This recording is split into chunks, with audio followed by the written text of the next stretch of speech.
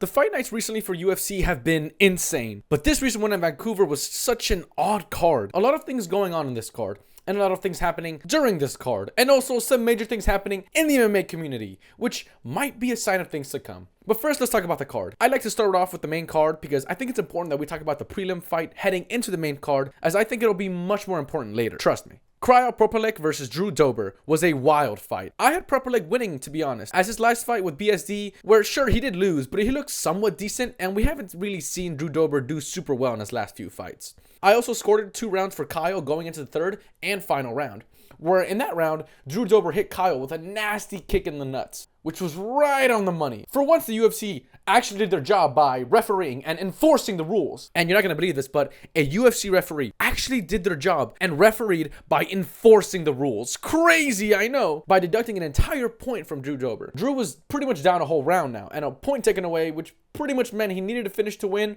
or he was going to lose. Now, if you know, you know, but Drew Dober suddenly saw black and did what he had to do and went ham on Kyle and knocked him out, earning him the win that he so desperately needed, but also put him on record for the most knockouts in UFC lightweight history. I do feel bad for Kyle, but man, this fight really showed that we don't need a racially motivated Drew Dober to win this fight. Now, starting with the actual main card, we had one of the most wild moments here. Kyle Nelson versus Matt Frevola. This fight was a scrap, but right when there was 10 seconds left on the clock, Kyle began to just rain down punches and knocked out Matt. He literally got knocked out. His eyes rolled to the back of his head, and it seemed like he had woken up again by the continuous punches, only to lose consciousness yet again, and then the brain-dead referee finally steps in with 3 seconds left on the clock and stopped the fight. Kyle wins his debut fight in front of his home crowd with a nasty knockout, only for the ref to continue the fight. Like, what the hell? The fight ended up going the distance, and Kyle still won, but that was a horrible turn of events. A knockout and decision win. Crazy. The worst part about this is that if Matt would have caught a second win and won this fight, it probably would have been overturned due to the referee. The ref's name was, and I'm going to butcher this, Dan Migagliuato. I'm just going to call him Dan. And his excuse was that he thought he heard the bell, which, I mean, what the hell? There's a giant clock all over the arena, and you're a referee. What is this? You saw the footage. It was a finish. No one was happy about this. And for the rest of the night, every single time Dan had to referee, everyone in the crowd booed him, and I thought it was pretty funny. Next up was Charles Jourdain versus Davey Grant. This fight was wild. I didn't know much of these two either going into this fight, but man, did they look like crackheads, and did they fight like some crackheads. I instantly became a fan of these two, especially of Charles Jourdain. It's crazy how just one good performance, all of a sudden you have a whole new fan base overnight. Now I'm excited to see Charles Jourdain in another fight. Next up was Manon Fiorot versus Jasmine. I'm not going to pronounce that as well. Not much to say about this fight. I mean, it's a women's flyweight fight. What did you expect? Also, round 1 knockout in the first minute. I literally went to take a quick bathroom break, as almost everyone does, because again, women's MMA, flyweight, and just like that, I missed it all. Like, holy hell, knockout of women's flyweight. That's fucking insane. The featured fight was Marlon Vera versus Ayman Zahabi. This fight, kind of crazy and a little scrappy. But I honestly didn't really care who won. I'm not a big fan of Vera, and his antics inside and outside the cage, I really don't like him. And Zahabi, after that Aldo win, I wouldn't say it was a complete robbery, but I'm not exactly shaking in my boots waiting to see this guy fight again. Vera did do a lot better than I thought he would, and honestly, if he would have just pushed himself just a little bit more, I think he could have won the fight. But I swear, man, all this guy does is become a punching bag and either flukes a head kick or something, or just wobbles you and then throws a 1-2. It's annoying. Zahabi almost did the exact same thing in this fight. At moments, I was seeing flashbacks of Patchy Mick's head movement, but the fight in general did start to get a little scrappy throughout the 3 rounds. I think it was close. Zahabi was the right winner, but my God, if Vera just tried a little harder, I think he could have won. And again, after another loss, he is the sorest loser out of all of them. Gun to your head, name 3 Zahabi wins that aren't robberies against old men. I think this is as far as Zahabi goes. He gets slammed out by literally everyone else. Oh boy, here we go. Co-main, Kevin Holland versus Mike Malott.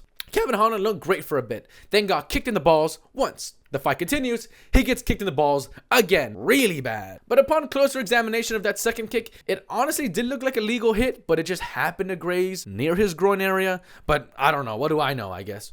But Jesus, it honestly did look like Kevin Holland just wanted to stall out as much as he could. Just looked away, didn't make eye contact, kept it vague. They asked him 5 minutes into his rest, do you want to fight? Yes or no? And he just kept it vague again and again and again. Like he wanted the fight to be waved off or a no contest. I feel like he just played into it and wanted to blame the loss on something else. I know it seems like I really just want to believe what I want to believe, but this is Kevin Holland we're talking about, man. Like, really? I mean, just 2 weeks ago, we had Paul Hughes versus Usman 2. A lot to say about that fight, but if you want to talk about actual nut shots, we'll just look at that fight. But my God, if we took a point away from Drew Dober, we should have taken a point away from Mike Malott. It did seem like a genuine accident, but 2 times in a row in this short amount of time, you have to enforce these rules to prevent these things from happening.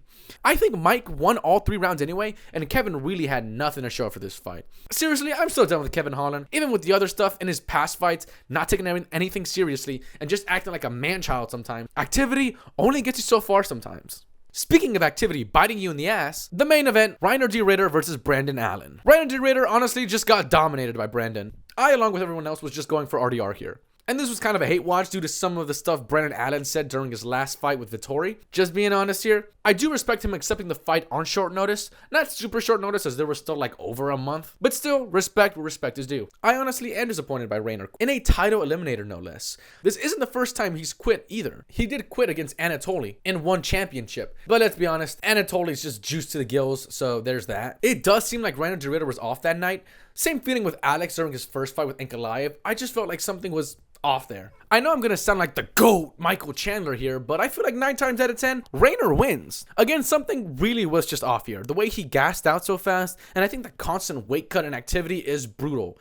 I mean, in 365 days, he's fought more than Khamzat's done in like 4 years. Props to Allen for beating someone who's so dominant and high up in the rankings. I think Reiner D. Ritter won't touch the belt. I don't think he beats Chimaev, Fluffy, or DDP, but I think Reiner will probably be one of the top middleweights. As for Brandon Allen, I think we could see him catch a second win here. If he just stops making stupid mistakes, he could be a problem in the division again. Not major, I still think the top 5 wrecks him, but none of this matters though, because Khamzat is just going to reign over this division. One fight a year, oh boy. I'm a Khamzat fan, don't get me wrong. I don't think one fight that's super boring, no risk, ruins his other fights, but it definitely doesn't have me excited for his next fight like I normally would be. Another massive thing that happened in the MMA community was the new official UFC commentary team of MMA guru, Bedtime MMA, and the GOAT list maker himself, Lucas Tracy.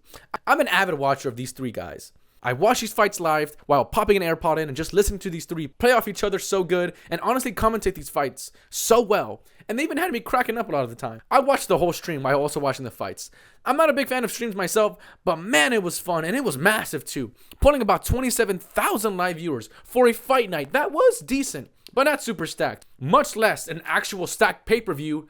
I could see this being huge. They did say it would be a once in a while sort of thing, but it really was a massive moment in the MMA community. And then having other content creators on call for a bit, in between fights, the banter, analysis, the inside jokes, and the actual chat. Not to mention the absolute retardness of this fight night, it truly was special. I'm spoiled now. I don't even want to listen to the actual commentary teams anymore. Little by little, the MMA community is growing and outdoing the UFC. And it's great to see. MMA, YouTube. Okay, dude, that's all I got. Yeah. Another thing I do want to mention that was nice to the broadcast, though. Just recently, legendary kickboxer and coach Duke Rufus passed away, and they gave me a really nice and respectful moment in his memory during the broadcast. It was also very kind to see Paul Felder, one of his students of Rufus, get a little emotional and talk about his coach. He really seemed like a nice guy, and trained some legendary champs. Like Tyron Woodley, just mentioned Paul Felder, and most notably the Pettis brothers. He not only trained these kids, but also took them in and took care of them when their father was murdered. And according to the brothers, was also like another father to them. Very nice of the broadcast to do this for Rufus and his memory. But what do you guys think about the whole card and everything that happened? What's next for Brandon Allen? What's next for Reiner? What was Ref Dan smoking? And how many nut shots in one night is too many? Let me know in the comments below. Don't forget to like the video if you like the video. Click that hype button to help other smaller channels like me. And hit subscribe if you want to be notified the next time I upload. And I'll see you guys in the next one. Peace.